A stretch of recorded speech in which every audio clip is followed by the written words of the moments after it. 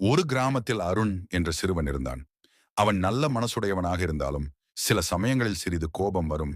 நண்பர்கள் ஒன்றை சாதித்தால் சிறிது பொறாமை வரும். ஒரு நாள் அவன் ஒரு பெரிய ஆசானை சந்தித்தான். ஆசான் அவனுக்கு ஒரு சிறிய மந்திர கண்ணாடி கொடுத்து, இந்த கண்ணாடியில் உன் மனதின் நிழலை பாரு என்றார். அருண் கண்ணாடியில் பார்த்தான். அங்கே 4 கருப்பு நிழல்கள். அவற்றின் பெயர்கள் அழுக்காறு, அவா, எகுளி, இனாச்சொல். அவனுக்கு பயமாயிற்று. அசான் சிரித்தார்.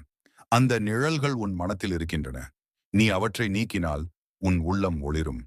அதன் பிறகு அருண் தினமும் பயிற்சி செய்தான். யாரும் வெற்றி பெற்றால் பொறாமை இல்லாமல் பாராட்டினான். தன் ஆசைகளை அளவில் வைத்தான். கோபம் வந்தால் ஆழ்ந்த மூச்சு விட்டான். கடுமையாகச் சொல்லாமல் இனிமையாக பேசியான். ஒரு வாரத்தில் கண்ணாடியில் பார்த்தான். 4 நிழல்கள் மறைந்துவிட்டன. அதற்கு பதில் ஒளிமிளிர்ந்த அவன் முகம் தெரிந்தது. அசான் மகிழ்ச்சியாகச் சொன்னார், இதுவே அறம் மகனே.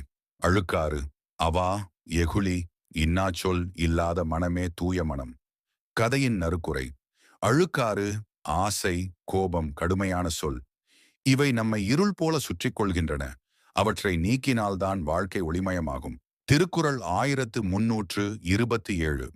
அழுக்காறு அவாவெகுளி இன்னாச்சொல், நான்கும் இழுக்கா என்றது அறம். விளக்கம்: ஒரு மனிதன் எவ்வளவு பெரியவன் ஆனாலும் அவன் பொறாமை, ஆசை, கோபம், கடுமையான சொற்கள் ஆகியவற்றை தடுக்காவிட்டால் அவன் வாழ்க்கை அமைதியற்றதாகிவிடும். அவற்றை தவிர்த்தால்தான் நற்பண்பும் அமைதியும் நிறைந்த வாழ்க்கை கிடைக்கும்.